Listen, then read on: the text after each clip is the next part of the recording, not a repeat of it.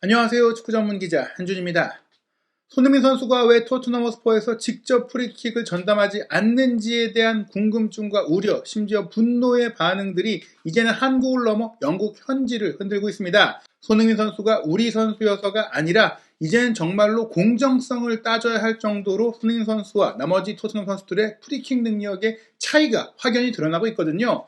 9월 A매치 기간 손흥민 선수가 코스타리카와의 경기까지도 프리킥 득점을 성공하자 세계적인 축구 웹진 디 애슬레틱에서는 손흥민 선수가 토트넘의 프리킥을 차야 한다라고 주장하는 밀도 높은 컬럼을 게재하기도 했고요. 토트넘과 아스날의 경기를 앞둔 안토니오 콘테 감독의 사전회견에서는 기자회견 도중 손흥민 선수가 프리킥을 차야 하지 않느냐는 질문까지 나왔습니다. 콘테 감독도 손흥민 선수가 최근 한국 대표팀에서 프리킥골을 넣은 것을 봤다면서 이 논란에 대해서 직접 대답했는데요. 프리킥 논란 영국 현지 상황 지금부터 총정리하고 해설해드리겠습니다. 손흥민 선수 지난 6월 A매치에 이어 9월 A매치에도 프리킥 득점을 성공했죠. 벌써 프리킥으로만 대표팀에서 3골을 기록하면서 오른발 가마차기, 왼발 가마차기 이 중거리 슈팅 능력이 정지 상황, 데드볼 상황에서도 치명적이라는 것을 보여주고 있고 손흥민 선수의 새로운 득점 무기가 되고 있는데요. 말씀드린 세계적인 스포츠 웹진 디 애슬레틱은 토트넘이 현재 프리미어리그 내에서 직접 프리킥으로 득점하는 능력이 굉장히 떨어지는 형편없는 상황인데 이 문제를 해결하는 게 아주 쉽다. 아주 쉬운 해결법이 있는데 그걸 안 하고 있다. 뭐냐? 손흥민 선수에게 그냥 프리킥을 차게 하는 것이다 라는 컬럼의 제목입니다. 기사의 주요 내용을 살펴보면 이 장면이 굉장히 인상적이에요. 토트넘과 마르세유의 챔피언스리그 경기에서 직접 프리킥 기회가 왔을 때 손흥민 선수가 손을 들고 있는데 케인 선수가 골문을 주시하고 있고 케인 선수가 그냥 킥을 차거든요. 토트넘이 2022-2023 시즌, 올 시즌 개막 후 2차례 직접 프리킥 슈팅 기회가 있었는데 한 번이 마르세유전이고 한 번이 풀럼전. 그런데 두 번 다 손흥민 선수가 곁에 있었고 손을 들었는데 이 신호가 손흥민 선수가 찬다는 게 아니었다. 케인과 다이어가 결국 킥을 했다. 이런 얘기입니다. 이런 상황이 사실 한두 번 있었던 일이 아닌데요. 이 상황을 얘기하면서 디애슬레틱의 피어스 기자는 이렇게 설명을 합니다. 최근 한국 대표팀에서 손흥민 선수가 프리킥으로 넣었던 골들을 본다면 굉장히 당황스러울 것이다. 여러분 혹시 못 봤다면 손흥민 선수가 프리킥으로 어떻게 골을 넣었는지 내가 보여드리겠다 하면서 영상 링크를 올립니다.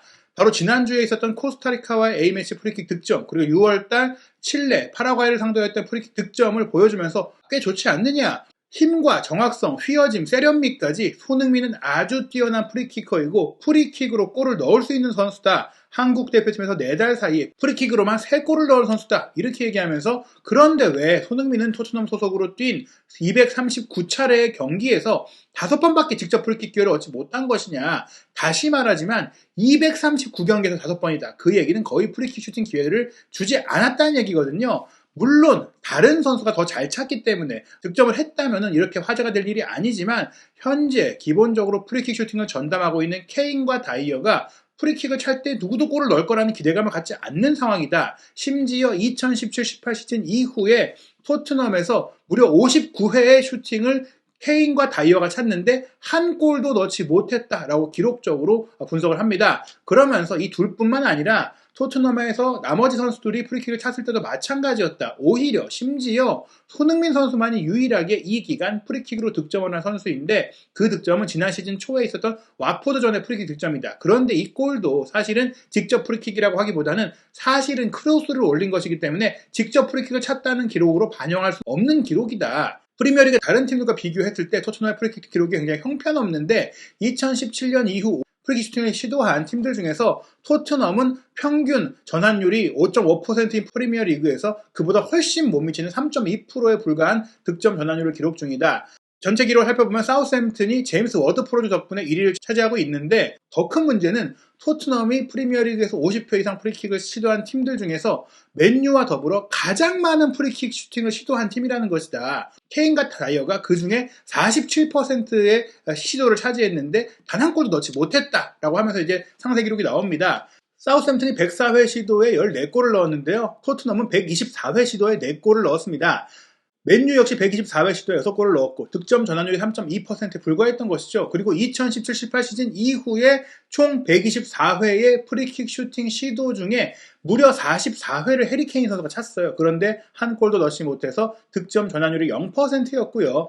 크리스티안 에릭센 선수가 35회 시도해서 2골을 넣어서 5.7%의 전환율을 기록했습니다. 에릭 다이어가 15번으로 세 번째로 많은 시도를 했는데 한 골도 넣지 못했고요. 에릭 라멜라가 9번 시도해서 한 골도 넣지 못했고, 가레스 베일이 7번, 그리고 손흥민 선수가 5번 시도했는데 이 5번 시도 중에 한 골을 넣어서 득점 전환율 20%로 최고였습니다. 물론 키어런 트리피어도 5번 시도해서 20%의 성공률을 기록했는데, 트리피어는 이 기간 중에서 이제 뛰었던 기간이 짧고, 그리고 이제 아틀레티코 마드리드로 이적을 했기 때문에 시도 자체가 적었던 것이죠. 로셀소 3번 시도의 무득점, 호이비에르 1번 시도의 무득점인데, 지금 이 전환율만 보더라도 손흥민 선수에게 더 많은 기회가 와야 되는 게 아니냐고 주장할 수가 있고요. 심지어 디 애틀레틱은 2022년 한 해 동안, 그러니까 지난 시즌 후반기를 포함해서 토트넘이 시도한 직접 프리킥 슈팅의 전체 리스트를 정리했는데, 케인, 윙크스, 로셀소, 손흥민, 다이어 등등이 시도를 했어요. 근데 손흥민 선수가 이제 울브스와의 경기에 한 번 시도했던 것이 벽을 맞추긴 했는데, 케인 선수는 벽을 맞추고 빗나가고 이런 슈팅이 수두룩했고, 다이어도 마찬가지였습니다. 이렇게 막히고 있는데 왜 손흥민 선수에게 슈팅을 주지 않는 것이냐? 케인은 프리시즌에 실제로 한국에 가서 프리킥 득점을 하긴 했지만 수비수를 맞고 굴절됐던 것이니, 새롭게 세트피스 전담 코치로 합류한 지안니 비오 코치가 이 문제를 해결할 수 있는 지침을 내려줘야 되는 게 아니냐. 결국에 그 지침이라는 것은 지금 선수들이 알아서 서로 기회를 나눠 갖는 게 아니라 코칭 스태프에서 아예 손흥민 선수에게 먼저 프리킥을 차도록 지시해야 되는 게 아니냐라고 얘기할 정도로 이제 컬럼이 강도 높게 나온 것입니다. 그렇다면 콘테 감독의 반응은 어땠을까요? 아스널과 경기를 앞둔 사전 기자회견이 영국 시간으로 목요일 오후, 한국 시간으로 금요일 새벽에 열렸는데요. 주요 내용 소개해드리겠습니다. 먼저 최신 팀 소식에 대한 질문이 있었어요. 쿠루세스키 선수의 부상 문제가 지금 알려졌기 때문인데요. 콘테 감독은 일단 즉답을 피했습니다. 내일까지 몇몇 선수들의 상황을 더 체크하겠다. 영국 시간으로 금요일 마지막 훈련 때까지 살펴봐야 된다는 것입니다. 국가대표팀에서 몇몇 신체적인 문제를 안고 온 선수들이 있긴 한데 마지막 훈련이 있고 그 훈련을 통해서 어떤 선수를 뛰게 할 수 있을지를 확인하겠다. 그때까지는 기다려야 된다. 오피셜하게 말할 수 없다라고 얘기한 것이고요.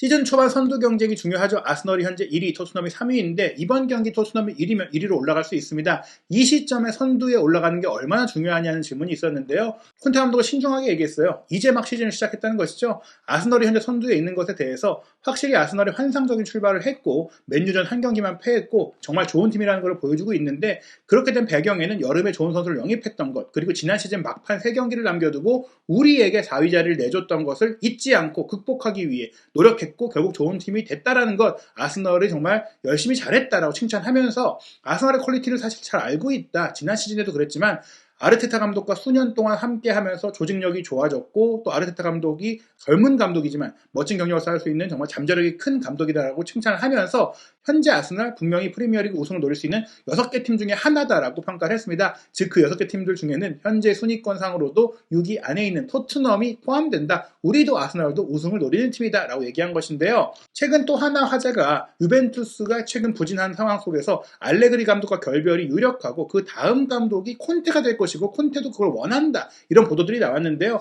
그에 대한 질문에 대해서 콘테 감독은 무례한 기사다. 무례한 소문이다라고 얘기를 했습니다. 콘테 감독의 말은 이랬어요. 이 시기에 그런 이야기는 유벤투스에게도 무례하고 토트넘에서 일하고 있는 나에게도 무례한 일이라고 생각합니다. 이제 막 시즌이 시작됐고 또 이런 주제, 나의 거취에 대해서 여러 번 이야기를 했는데 저는 항상 토트넘에서 시간을 즐기고 있고 지금 행복하다라고 말해왔습니다. 클럽과 저를 위한 최선의 해결책을 찾을 수 있는 시즌 전체를 보낼 것입니다. 나의 거취는 시즌 말까지 잘 치르고 나서 그때 또 한번 결정하겠다는 것인데, 일단 현 시점에서는 내가 다른 팀을 가기 위한 미래에 대한 논의를 한 것도 없고 지금 선수들과 함께하는 것도 너무 좋고 파라티티 디렉터와 관계도 좋고 토트넘과 계약도 잘 맺어져 있기 때문에 아무 문제가 없다. 난 현재에만 집중하고 있고 미래에 떠날 생각도 전혀 없다. 남겠다라고 장담할 수는 없지만 시즌을 잘 치르고 난다면 당연히 계약을 연장할 수 있고 토트넘과 이어갈 수 있다. 이렇게 얘기를 했습니다. 지난 시즌과 스탠스는 같다라고 볼 수 있겠는데요. 서두에 이 부상자에 대한 얘기가 있었잖아요. 그렇다면 확실하게 못 나온 선수는 누구냐라는 추가 질문이 있었는데 콘테 감독은 아스널과의 경기에서 상대에게 힌트를 주고 싶지 않다. 상대가 데뷔할 수 있게 해주고 싶지 않다라면서 이번 경기의 중요성을 강조했습니다. 솔직히 저는 아스널에 어드밴티지를 주고 싶지 않기 때문에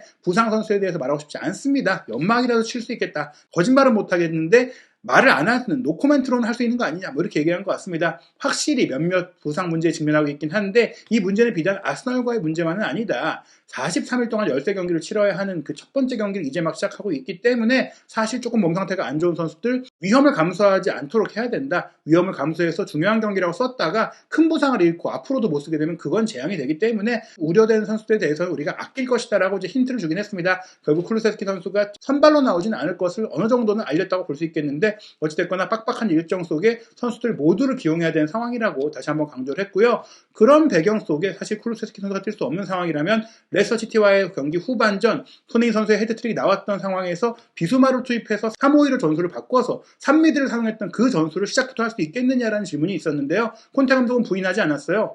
물론 우리는 좋은 미드필더들을 보유했기 때문에 3명의 미드필더를 쓰는 게 옵션이 될 수 있습니다. 비수마는 레스터시티와의 경기에서 좋은 경기를 했고 피에르 에밀 호이비에르와 로드리고 벤탄쿠르와의 조화도 훌륭했어요. 아스널과의 경기뿐만 아니라 우리가 선수들을 쉬게 할 필요가 있을 때 특히 쿠루세스키가 부상을 당하는 이런 상황이 발생했을 때 그리고 앞으로 미래에도 옵션이 될 수 있습니다. 우리의 새로운 전술적인 하나의 옵션으로 분명히 여러분이 말씀하신 그 3-5-2 전술은 쓸 수 있다라고 이제 인정한 것인데요. 많은 분들이 궁금해하신 손흥민 선수의 프리킥 논란에 대한 답변 이랬습니다. 맞습니다. 손흥민 선수가 프리킥 차는 거 저도 봤습니다. 골 넣는 거 봤습니다. 그런데 손흥민 선수는 이미 우리 팀에서 세트피스를 담당하는 3명의 선수 중에 1명입니다. 손흥민 선수와 더불어서 해리 케인, 에릭 다이어가 우리의 프리키커입니다. 손흥민 선수도 분명 그 3명 중에 1명이고 또 최근에 프리킥으로 골을 넣었기 때문에 지금 엄청난 자신감을 갖고 있습니다.